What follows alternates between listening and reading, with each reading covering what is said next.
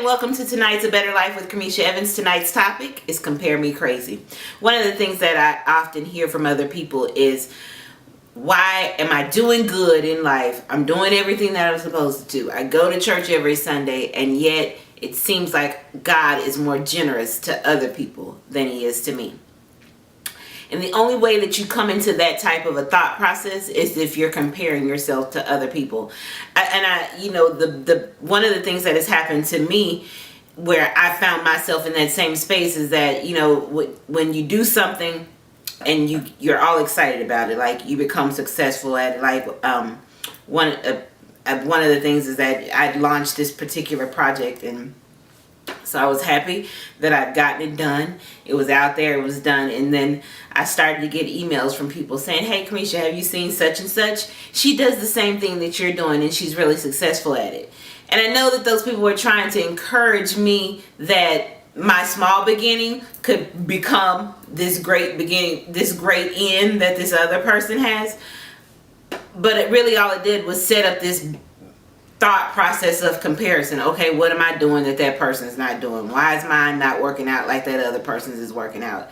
And that's just not a thought process that is good for you. It is, comparison will drive you crazy in your thoughts and mind. So that's what I wanted to talk to you about today, is just being content with what you have, knowing that when you're looking at what other people have and saying, well, I don't have that, well, I want that, and you set up this envious spirit, that you're really blocking yourself from being able to receive what God has for you.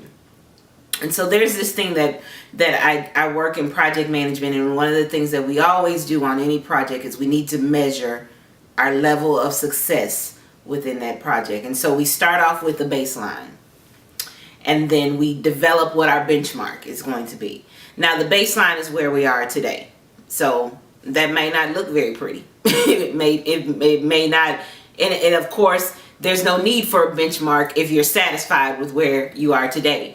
But we can't reach the benchmark without having goals and plans and working towards those goals and plans. So that's what I want to talk to you about today, is encouraging you that what you see that somebody else has, that you think, oh, they just got that overnight. You don't know the work that went behind that. You don't know how long that person has been properly planning for that. One, in the media, there's this talk of Facebook envy, where people start to look at their friends' lives, their social lives, their happy families, their beautiful children, their vacation spots, and they set up this envious, like, my life isn't like that. But you don't know the cost that went into that person being able to have and enjoy those things in life. Just to share from my own personal experience, if you've read my book, you know that about a little less than 5 years ago, we had to file a Chapter 13 bankruptcy because, debt was just consuming. Those Chapter 13 bankruptcy payments are so high. And so we make a considerable amount of money, but because those payments are so high, we live a lifestyle that's different from those that accounts for those payments being a part of our lifestyle. And it is discouraging in moments. There are times when I'm just like, I want to do such and such, and I make enough money for me to do such and such, but I got to make the payment. See, it is because of the decisions that we made earlier in life that I'm responsible for that bankruptcy payment today. And so had I not made those decisions earlier in life, then I wouldn't have to plan for how I'm going to be able to do the things that other people are doing today. And so it's that recognizing that, there are several factors that contribute to you not being able to do things that you see other people doing that cause you to feel bad about your life. One of them, for me, is that bankruptcy payment. But oh, hallelujah, it'll be over in 5 months. And, when it's over, it's going to be a blessed day around here, because then we can start to build. We've already started that process of goal planning. Now we can start to reach that benchmark because we put that behind us. But it's in being responsible for that we know that, I can't compare myself to what someone else my age with 3 kids is doing today, because they don't have the issues that I got going on in my life. And by the same token, I don't have the issues that they got going on in their life. So my encouragement to you tonight is keep your eye on your own paper. You cannot clearly focus on what you want to do in life if you're constantly distracted looking to the side to see what she doing, looking over there to see what he got. You got to keep your eye on what your goals are, what your future is, what you have planned for your family, and you make conscious steps every day towards meeting those goals and meeting that plan. Because like I said, for me, that conscious step every day was sending that check off every month so that debt would be behind me when October get here.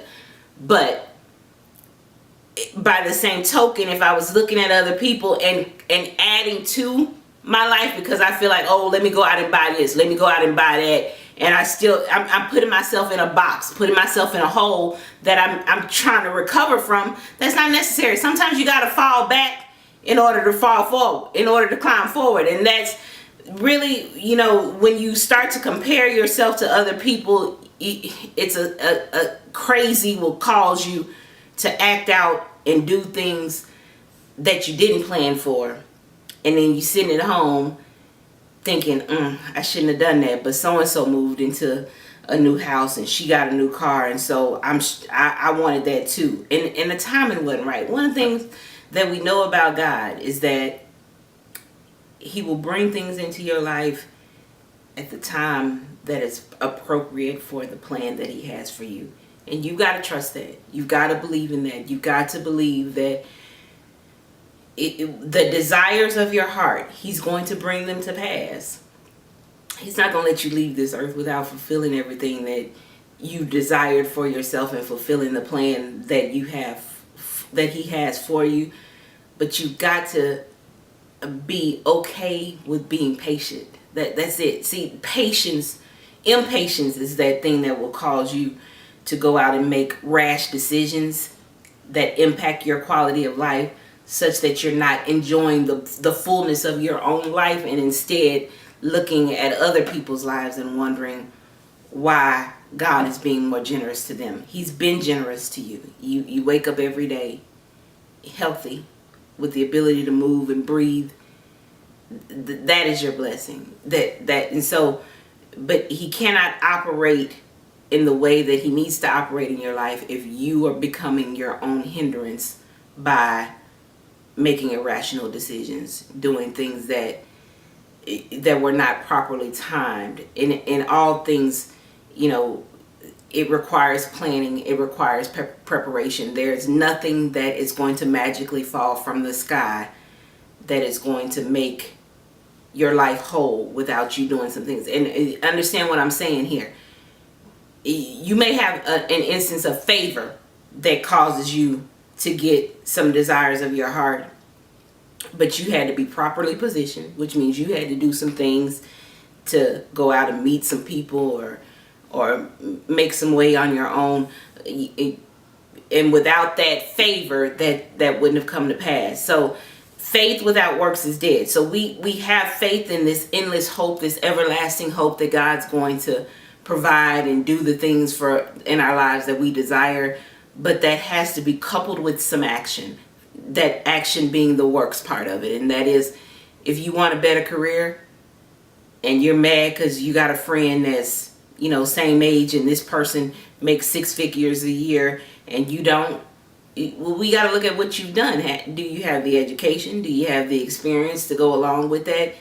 You can't expect to get to a CEO level position if you don't have the CEO credentials to go behind that. You can't expect your business to blossom and bloom if sleep is more important than you, shopping is more important to you than you working on the goals and plans for that business. So that's what I'm saying, is that you can't compare your life to other people because you don't know the work that person is putting in to get the things that they got that you aren't willing to do or that you haven't taken the time to do.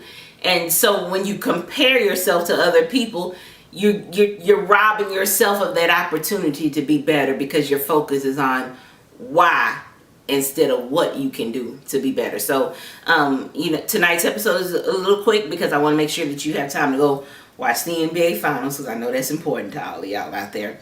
and that we have this. But I appreciate you taking the time to join us tonight on A Better Life. And just remember, be content with what you have. Be patient, and the desires of your heart will come to pass. And just know that you don't need to become your own distraction to the desires that you have in life. And again, I say, keep your eye on your own paper. My husband says this to me all the time as we're riding down the street.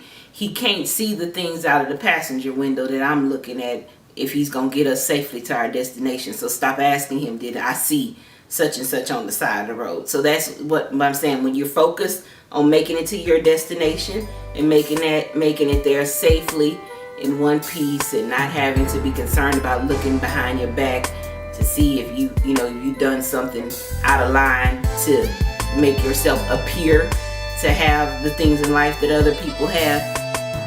When you're focused on that, then you can live out the better life that you've been promised. I thank you for joining us tonight. I hope that you'll join us next week for more Better Life conversations. Have a great night. Looking forward to seeing you next week. Bye-bye. Don't forget to order your Stay Ready t-shirts. Your purchases and gifts support the outreach efforts of New Era Works Foundation. I want to hear from you, so email me at KamishaEvans@gmail.com or message me on KamishaEvans.ning.com or Facebook. Every month we'll open up the mailbag and confidentially, without mentioning your name, discuss the items that you send to me that are important to you. As always, you can continue the conversation at KamishaEvans.ning.com. We'll post the archives from the show, and I've included some additional information for you there. Thank you for joining. I'll see you next week. Have a great night.